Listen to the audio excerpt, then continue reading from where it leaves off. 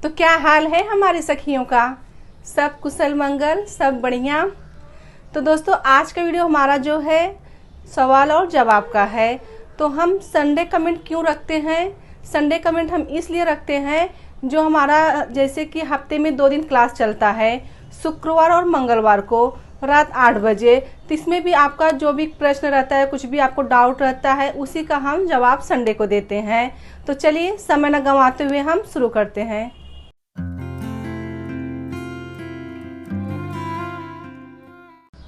पहला कमेंट है अनीता संखपाल जी का। इन्होंने कमेंट करके पूछा है, थैंक यू मैम, कटोरी ब्लाउज स्टिचिंग बहुत सुंदर तरीके से समझाया। कॉलर ब्लाउज स्टिचिंग प्लीज सिखा दीजिए। तो अनीता जी आप हमारे चैनल पर जाके सर्च करके आप देख सकते हैं, हमने कॉलर ब्लाउज का कटिंग और स्टिचिंग दोनों बताया है। अगला कमेंट है नंदिनी मोरे जी का। इन्होंने कमेंट करके पूछा है, मैम आर्महोल के बाजू में फुग्गा आता है तो क्या करें? तो नंदिनी जी फुग्गा क्यों आता है? देखिए आप मेजरमेंट सही लीजिए और हाँ, आस्तीन में जो हम आस्तीन जब जॉइंट करते हैं फ्रंट पार्ट में आपको शेप देना है और आर्महोल थोड़ा गहराई से आपको लेना है फ्रंट पार्ट में, तो आपका फुग्गा नहीं आएगा।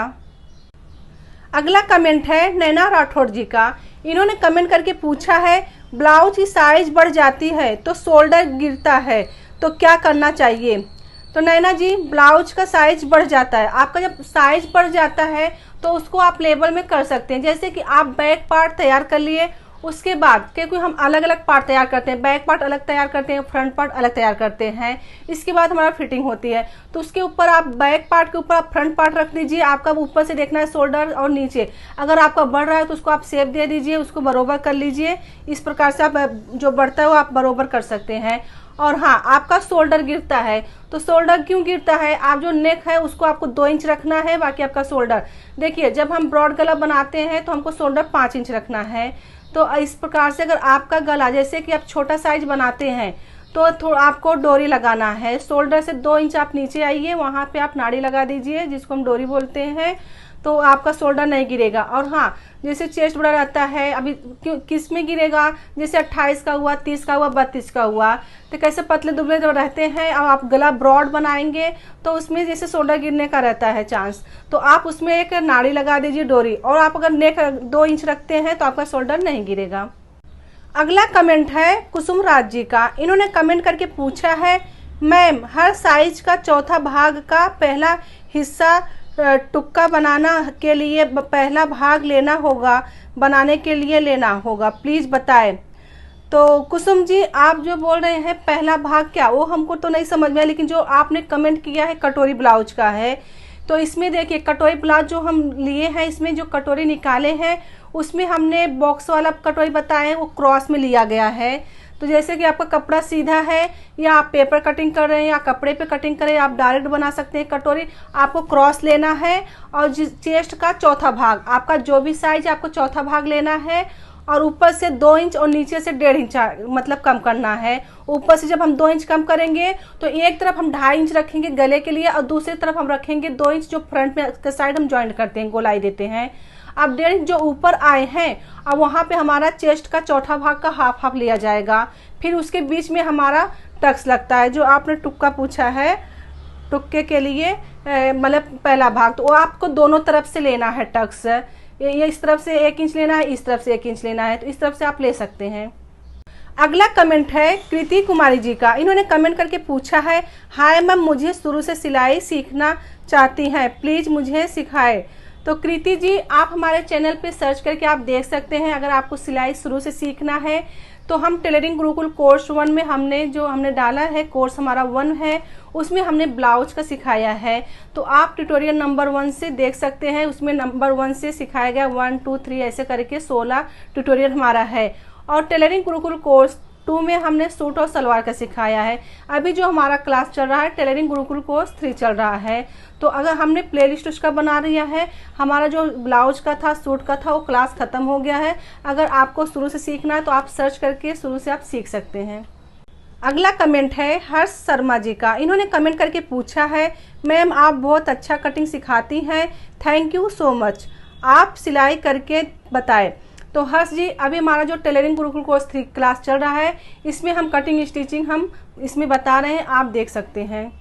अगला कमेंट है नेहा कुमारी जी का। इन्होंने कमेंट करके पूछा है, मैम आपका ये वीडियो है बेल्ट ब्लाउज का, जिसमें आप फ्रंट का टक्स के शेप के लिए शोल्डर से नीचे 10 इंच का माप लिया है, वो मुझे समझ नहीं आ रहा है। मैं बहुत कंफ्यूज हूँ कि प्लीज़ मैम मुझे योग पट्टी ब्लाउज अच्छे से समझा दीजिए ना। तो नेहा जी, जो हमने ऊपर से 10 इंच लिए थे वो हमारा था डॉट पॉइंट। तो डॉट पॉइंट हम जहाँ पर लगाते हैं उसके नीचे हमारा टक्स लगता है। तो आपको जो 10 इंच आपको वो समझ नहीं है, वो हमारा ऊपर से डॉट पॉइंट आता है, फिर उसके डॉट पॉइंट के नीचे हमारा टक्स लगता है, और योग पट्टी में हमारा जो है टक्स 2.5 इंच लगता है।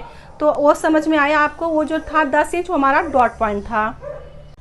अगला कमेंट है मनोज साहू जी का। इन्होंने कमेंट करके पूछा है शोल्डर का मेजरमेंट क्या है। तो मनोज जी, शोल्डर का मेजरमेंट क्या है, जैसे कि हम नॉर्मल ब्लाउज बनाते हैं तो उसमें हम अलग से शोल्डर का मेजरमेंट रखते हैं। अगर हम जैसे कॉलर ब्लाउज बनाते हैं उसमें हमारा अलग रखा जाता है, बोटनेक हम बनाते हैं उसमें अलग रखा जाता है।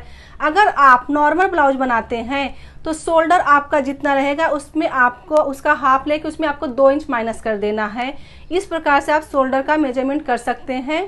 और आप जैसे कि कॉलर ब्लाउज बनाते हैं तो उसमें आप शोल्डर का हाफ लीजिए। अगला कमेंट है रेशमा यादव जी का। इन्होंने कमेंट करके पूछा है, दीदी इसमें योक नहीं है। तो रेशमा जी, जो आपने वीडियो देखा है ये 4 टक्स ब्लाउज है, तो इसमें योक नहीं है। तो योक किस में रहता है? जिसमें हमारा टक्स छोटा रहता है, योक उसमें हम लगाते हैं। 2.5 इंच का हमारा टक्स लगता है, उसके नीचे हमारा योक रखता है। और जो आपने ये जो वीडियो देखा है ये 4 टक्स है, इसमें जो टक्स रहता है वो लंबा रहता है, मतलब 4 इंच 3.5 इंच का रहता है। तो योग इसमें नहीं है, योग का वीडियो अलग है, आप हमारे चैनल पर सर्च करके आप देख सकते हैं। अगला कमेंट है रिंटू देवी जी का। इन्होंने कमेंट करके पूछा है, मैम अगर मुझे 32 चेस्ट का कटोरी बनाना है तो 2 और 2.5 का जगह कितना लेना होगा? जैसे कि आपने 34 में 2 और 2.5 का लिया है, 2.5 का लिया है। तो रिंटू जी, आपको जैसे 2.5 40 चेस्ट तक आप 2.5 ले सकते हैं। उससे 40 अगर ऊपर जाता है तो 2.5 की जगह हम 3 इंच और 2.5 इंच ले सकते हैं। तो इस प्रकार से आप ले सकते हैं।